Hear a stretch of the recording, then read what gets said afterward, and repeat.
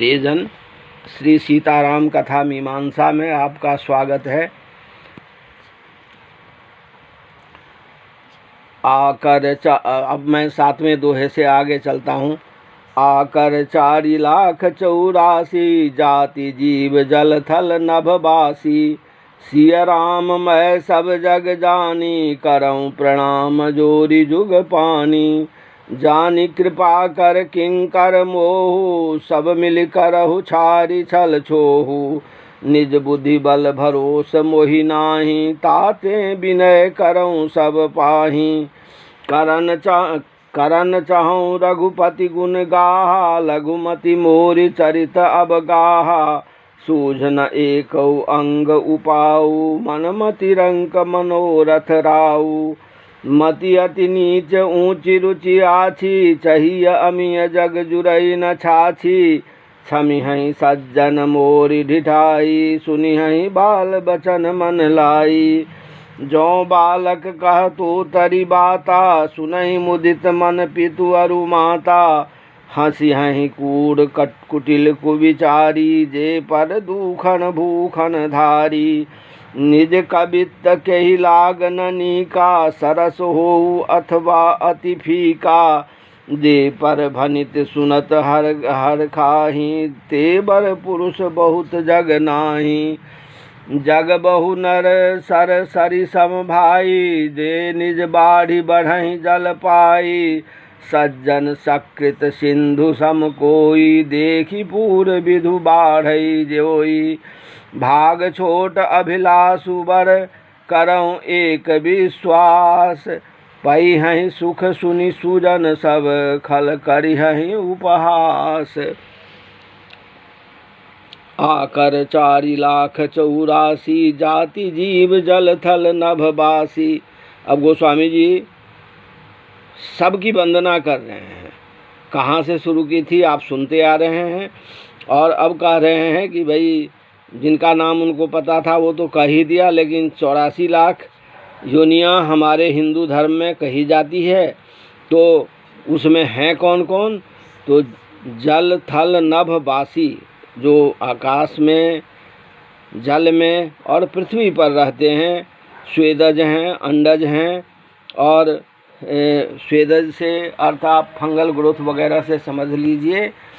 जो आपको स्वेदज दिखेंगे, उनके ना हाथ होते ना पैर होते, कुछ नहीं होते, लेकिन उनका अस्तित्व तो होता है, जिसको हम फंगस बोलते हैं, फंगल। तो स्वेदज की बात की इन्होंने, लेकिन ये सारे होते का अंडज होते हैं। चिड़िया वर्ग के लोग अंडज होते हैं, अंडे से इनका जन्म होता है। और लोग पौधे या तो लगाए जाते हैं या उनके बीज से पैदा होते हैं। अन्य जीवों का माता पिता से जन्म होता है। तो इस तरह जो चार प्रकार के लोग 84 लाख योनियों में हैं, उन सब को सिय राम मैं सब जग जानी, करऊँ प्रणाम जोरि जुग पानी।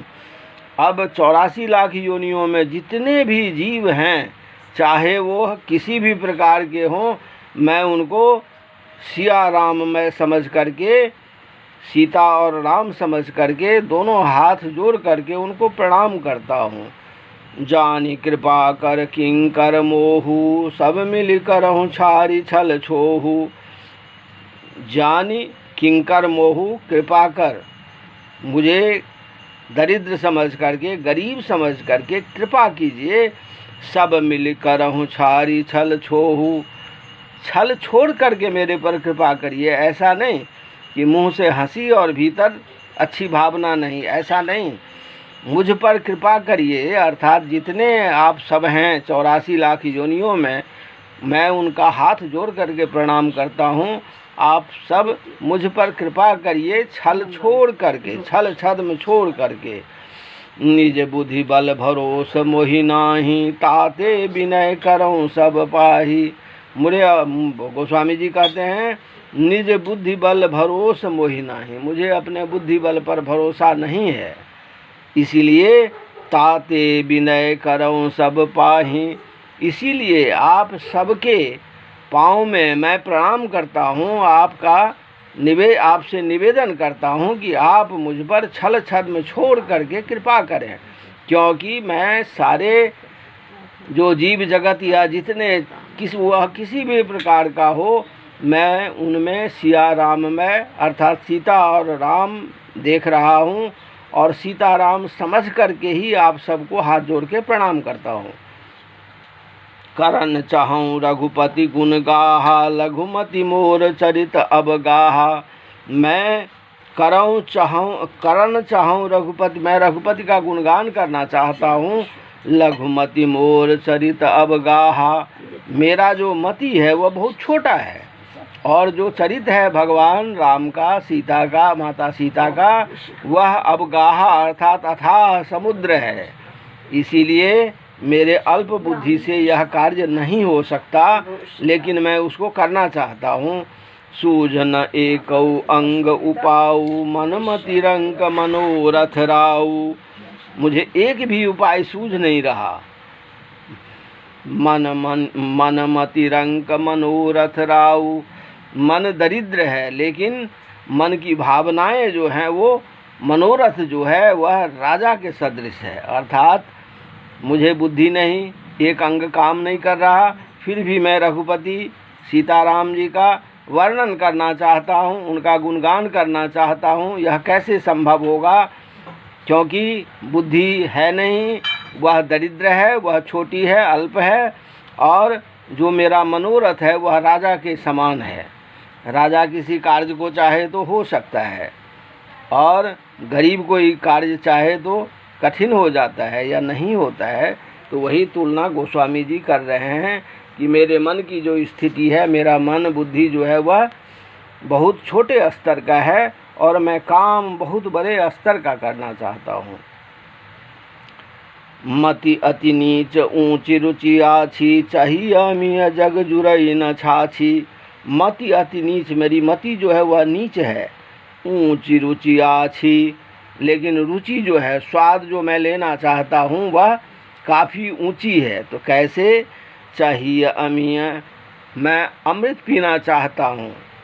जग जुरई न छाछी, परंतु मेरे पास छाछ पीने का भी औकात नहीं है। अर्थात वो कह रहे हैं कि ना तो मेरे पास बुद्धि है, ना बल है, ना ज्ञान है, ना कोई अंग काम कर रहा है, फिर भी मैं रघुपति सीताराम जी का वर्णन करना चाहता हूँ। यह वैसी ही बात है जैसे मुझे जुड़ने को छाछ भी नहीं जुड़ता, लेकिन मैं अमृत पान की बात सोच रहा हूँ। यह मेरी मति है, ये मेरी रुचि है कि अमृत का स्वाद कैसा होगा। अर्थात छाछ ना मिले तो रसगुल्ला कैसे खा सकता है, जस्ट ऐसी ही बात है। छमी ही सज्जन मोर ढिठाई, सुनी ही बाल बचन मन लाई। जो सज्जन लोग हैं वो मेरी ढिठाई को माफ़ करें। सुनिए ही बाल बचन मन लाई, मैं उनके सामने बालक हूँ, वह बालक के वचन को सुन करके मेरे ढिठाई को माफ़ कर दें। कैसे माफ़ करें, किस प्रकार माफ़ करें? तो जो बालक कह तो तरी बाता, सुनहि मुदित मन पितु अरु माता।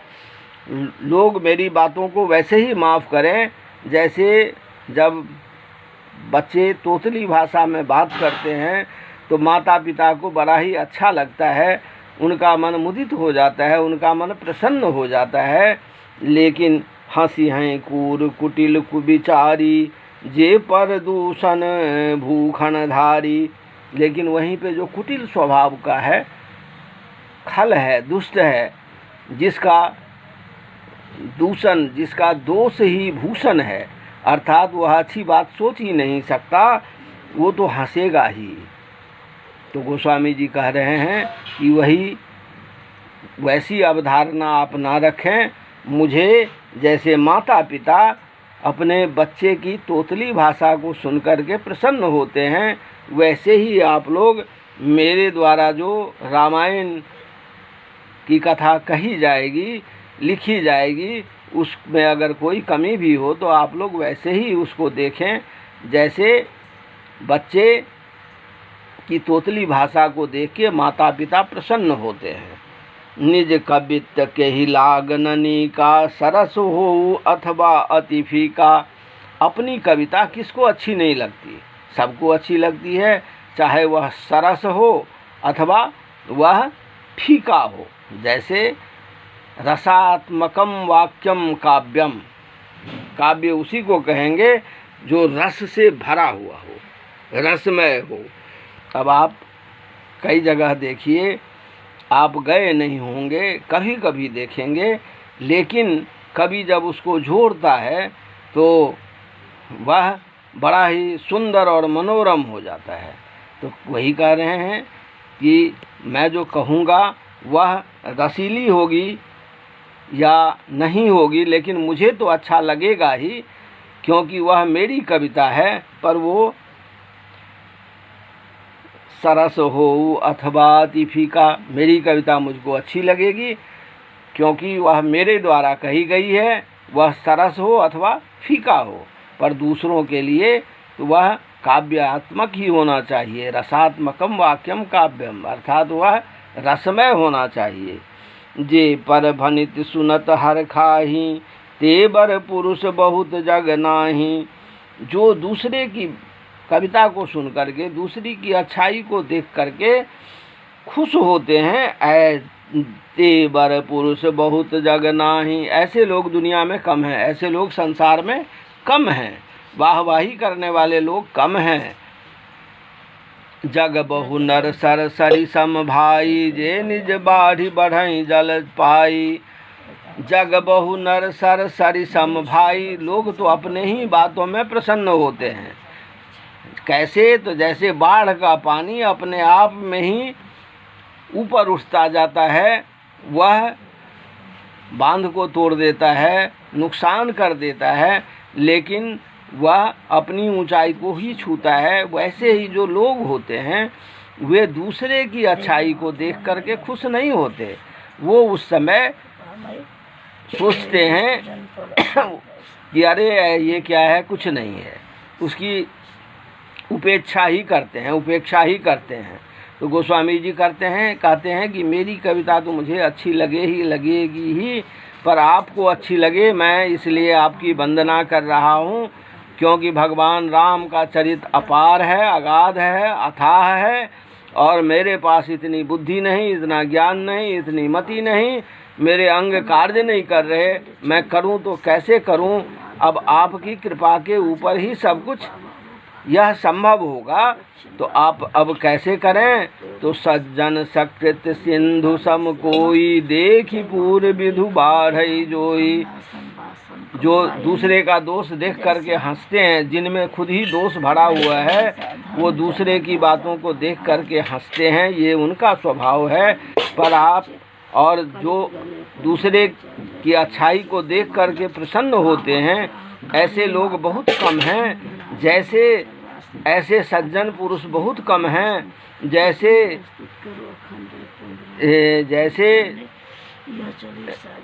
चंद्रमा की पूर्णता को देख करके समुद्र उमड़ पड़ता है, ऐसे ही सज्जन पुरुष दूसरों के खुशी को देख करके अत्यधिक खुश हो जाते हैं। यहाँ पे आपको विज्ञान की बात बता दूं, जो विज्ञान नहीं जानते हों वो विज्ञान जान लें। जब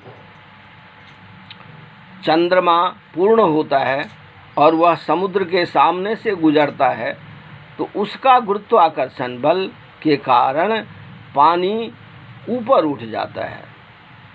यह कारण वैज्ञानिक कारण है, लेकिन एक कवि की भाषा में सज्जनता के लिए उन्होंने प्रयोग किया कि जैसे समुद्र चंद्रमा की पूर्णता को देख करके ऊपर उठ जाते हैं, एक प्रसन्नता प्रदर्शित करते हैं, वैसे ही जो समाज में सज्जन पुरुष हैं वो दूसरों की अच्छाई को देख करके अति प्रसन्न होते हैं। लेकिन ऐसे लोग बहुत कम हैं। अब कह रहे हैं कि भाग्य पर आ जाते हैं। अब भाग्य की बात सुनिए।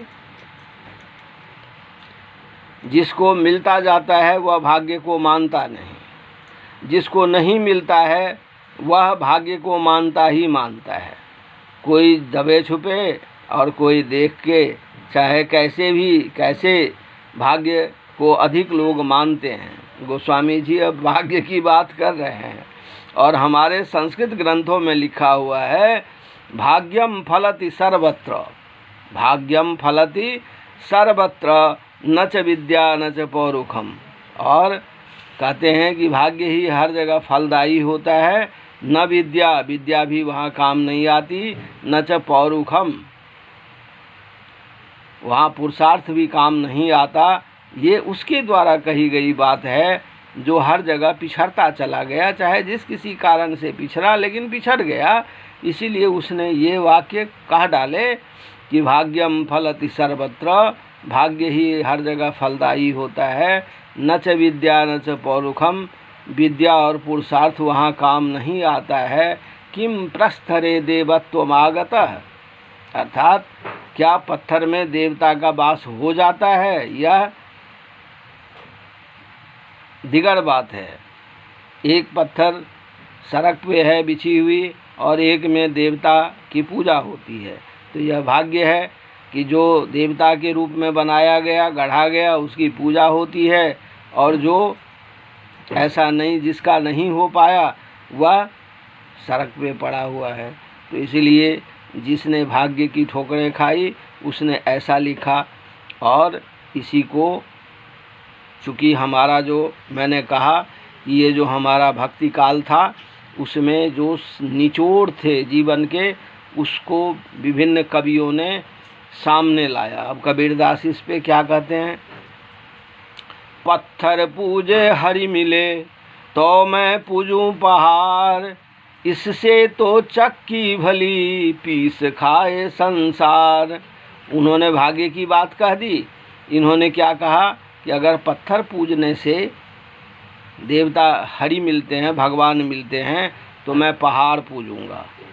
लेकिन उससे अच्छी तो चक्की है जिससे गेहूं को पीस के आटा सारा संसार खाता है। उन्होंने व्यावहारिकता का ज़्यादा आदर किया। जो मनगढ़ंत बातें, जो काल्पनिक बातें, जो आडंबर हिंदू धर्म को कमज़ोर कर रहा था, उसके ऊपर कबीरदास जी ने आघात किया। जिसने भाग्य की बात लिखी, अब आप सोचिए, कोई 100% मार्क्स लाता है, लेकिन हमारी जो व्यवस्था है आरक्षण में, अगर 90 वाला मिलेगा और पोस्ट आरक्षित है तो 100 वाले को पोस्ट नहीं मिलेगी, क्योंकि पोस्ट आरक्षित है। उसको 100 लाने से क्या होगा, हो गई ना भाग्य की बात। तो जब व्यवस्था धर्मपूर्ण, न्यायपूर्ण नहीं होती तो ऐसा लगता है कि भाग्य ही सब कुछ कर रहा है। आज के डेट में कमोबेश हम उसी मार्ग पे चल पड़े हैं। इन सब में सुधार होने चाहिए। चूँकि सुल्तान के आने के बाद, सुल्तानों के शासन आने के बाद जो इस्लाम धर्म को मानने वाले थे, उनके जीवन, उनके तौर तरीके, उसको ऊपर उठा दिया गया था। जिनके पास धन संपदा था, सुल्तान उनसे टैक्स ले लेते थे, फिर उनकी ज़िंदगी को भी ऊंचा कर दिया था। जो नीचे थे वो दलित थे, उनको कोई नहीं पूछ रहा था। इसीलिए इन कुरीतियों को, इन आडंबर को भगाने के लिए भक्ति काल के कवियों ने कहीं पे किसी बात का विरोध किया, व्यावहारिकता को साथ में लाया और हिंदू धर्म को जोड़ा। तो अब गोस्वामी जी अपने बारे में कह रहे हैं। अब सोचिए, अब इस कथा को भी समझिए कि जब गोस्वामी जी थे तब उनको कितना महत्व मिला ये तो पता नहीं, लेकिन आज के डेट में गोस्वामी जी के रामायण को करोड़ों लोग पढ़ते हैं। जब उन्होंने लिखी तब इसको पढ़ने वाले जितने लोग थे, उससे कई लाख गुना ज़्यादा लोग आज उनके रामायण को पढ़ने वाले हैं, उनको जानने वाले हैं। वो भाग्य उस समय फलदायी नहीं हुआ, लेकिन आज वह फलदायी है। आगे कर्म फल का विस्तार ही होता जाएगा। कर्म फल और भाग्य पर कभी फिर चर्चा करेंगे, लेकिन यहाँ गोस्वामी जी ने भाग्य की बात कर दी, इसीलिए इतनी चर्चा हो गई। अब इस दोहा में वो कह रहे हैं कि भाग छोट, मेरा भाग्य जो है वो छोटा है। अभिलाषु बर, मेरी अभिलाषा बहुत बड़ी है। करऊँ एक विश्वास, लेकिन मैं एक विश्वास करता हूँ। पई हैं सुख सुनि सुजन सब, जो सज्जन लोग हैं, सुजन हैं, वो इस को सुन करके सुख मानेंगे। सब सुजन सब खल करिहं उपहास, जो दुष्ट लोग हैं वो हमारी उपहास करेंगे, लेकिन इससे घबराना नहीं चाहिए। रामानंद सागर जी को मैं एक बार सुन रहा था, उन्होंने कहा कि जैसे जैसे आप ऊपर उठते हैं वैसे वैसे आपके दुश्मनों की तादाद बढ़ती जाती है। ये दो लोगों का अनुभव आपके समक्ष है। एक गोस्वामी जी जो उस समय के हालात को देख करके कविता में उसको पंक्तिबद्ध कर दिया कि पहिं सुख सुनि सुजन सब, सज्जन लोग होते हैं लेकिन वो चुप रहते हैं। वो आकर के आपके समर्थन में खड़े नहीं होंगे, हाय हाय नहीं करेंगे, जिंदाबाद का नारा नहीं लगाएंगे। वो प्रसन्न होंगे कि हाँ ये अच्छे कार्य को कर रहे हैं। और सब खल करिहं उपहास, वहीं पे जो आपके विरोधी हैं वो हाय हाय भी करेंगे, मुर्दाबाद भी लगाएंगे, जिंदाबाद तो कहेंगे नहीं। तो आज हम वाणी को यहीं विराम देते हैं। जय श्री सीताराम। ओम नीलाम्बुजश्यामल कोमलांगम सीता समारोपित वाम भागम पाणौ महासायक चारु चापम नमामि रामं रघुवंशनाथम।